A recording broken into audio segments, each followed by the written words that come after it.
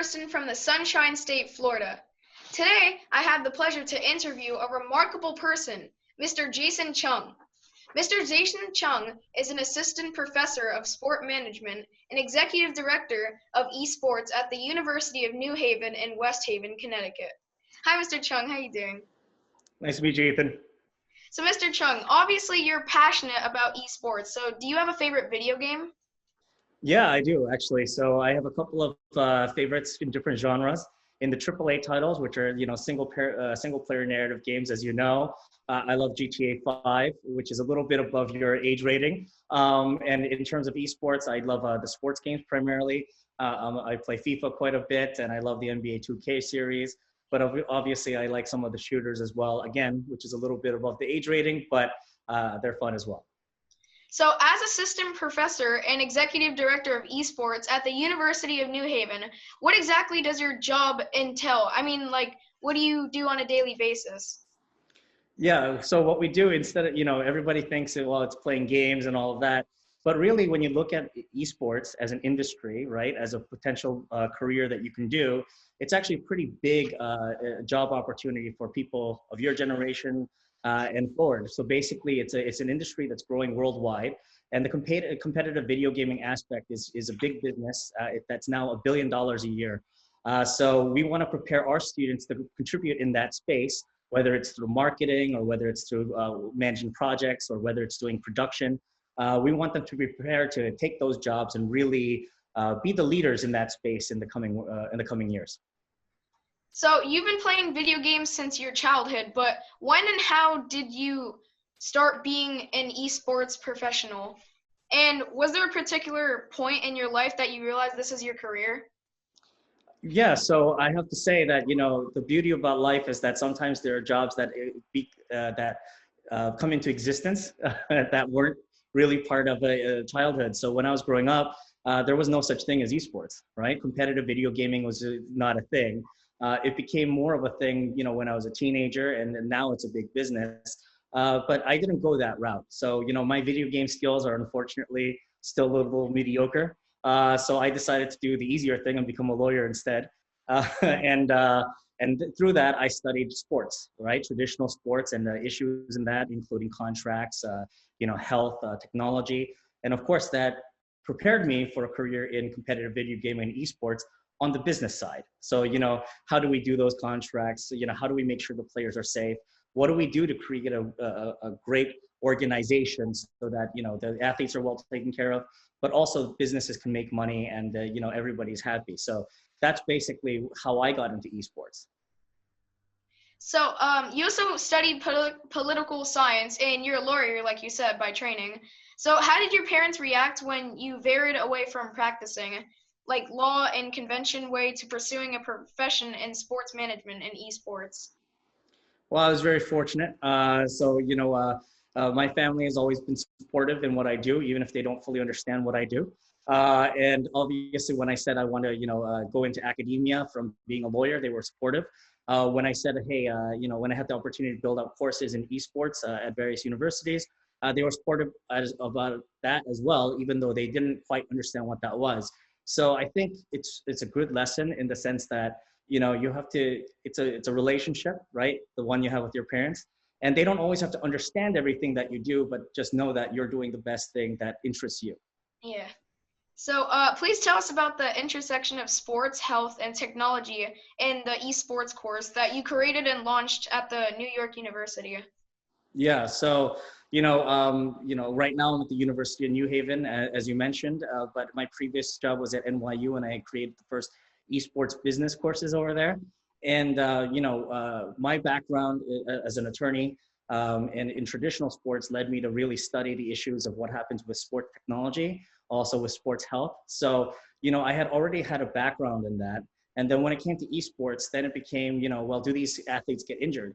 And really they do, right? So you don't think that video games can be dangerous, but just like anything, if you play too much of it and you're clicking around the mouse too much, you can develop conditions like repetitive stress disorder and other things. So we want to make sure that athletes are safe. We want to help create, training regimens for esports athletes to make sure that they're actually not overtraining as well. And then, once we can do all of that, then the industry will have matured. And that's why I think that's how I got into the academic space about that, right? Yeah. And that's how I got into the esports courses that deal with sports, health, and technology.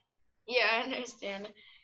So can you tell us the impact, if any, the COVID-19 pandemic is having on esports and the online gaming industry? Yeah, it's having a huge impact. I have a lot of conversations every day with people in various industries that always talk to me about what is esports doing during COVID, because everybody thinks, hey, if you're at home and you want to compete with other people, how do you do it? Well, you have to do it online, and you have to do it through a game. So obviously, esports is having its moment. Ultimately, what I tell people is that just like any other industry, esports has been affected by this, right? So the competitions that took place in big stadia and all that has been put on hold. And the esports industry has gotten a lot more savvy about, how do we actually bring these experiences online? How do we create new channels where we can make money, online? And, that's actually been really instructive, not just for the esports industry, but for all the different industries as well, right? Including traditional sports, who I talk to quite often as well. Yeah. So, do you have like an opinion on these like really popular, famous games, for example, like Fortnite, Overwatch, PUBG? Do you have any like views about that? I mean, I think it's great. Ultimately, I think they've done a great job of, ensuring that the games are accessible for people of all ages, particular games like Fortnite. They've created new revenue streams. So on the business side, we study that all the time. How did they get, people interested in it? But also, we take a cautionary look at some of the stuff. We don't want students spending too much time playing the games either, or overspending in those games. So really the question is, how do we do the balance? But ultimately, everybody in the industry is collaborating together and working together to make sure it's a good experience for everybody. So, do you get to see games before they're released, and do you get to review them? Like, and do they change it, or do you wish that they could change it? Well, I mean, I have to say, unfortunately, when you're a professor in the business sense, you're not a creative, right? So the thing is, generally, it's the creative types that really have more control over that. What I could say is that I have been privileged enough to actually visit a lot of the developers in person. I've been to Riot Games in LA, for instance, and I had gotten behind the scenes tours, seen what it's like to see what their competitive space is like, what their training spaces are like. And also we work with them on sort of, everything in academic programming as well. So, unfortunately not as much on the play side, but a lot on the business development side. And I can also say that at the university, we're also very lucky because we've actually built out competitive esports spaces. We actually have an arena and a training center that's being built right now. It's going to for quite a lot of money. And it has top of the line gaming stations. So the battle stations are great. And, it's a big thing. So, definitely we get to play too, but usually a little bit after the fact. I like that. That is very great. Do you have any positions or jobs that you thought was your favorite out of all of them? I think the one I'm doing now, I think it's really the culmination of a lot of things. I think I had to go through a number of different careers and jobs to get to have the background to do the one I do now. Like I said, esports wasn't a thing that existed when I was born or when I was a kid. It only became really huge in North America in the last 10 years. So really, I had to get the education, but I also had to get the training in various jobs to be able to actually write and think about the things that are important in this industry. So, it goes to show that none of the education experiences you have are useless. They all come in handy later on. So, quick question: can I visit you there? Absolutely, we'd love to have you when it's safe when the government says it's safe for you to go out and come to visit. We'd love to have you out here anytime. Just let me know.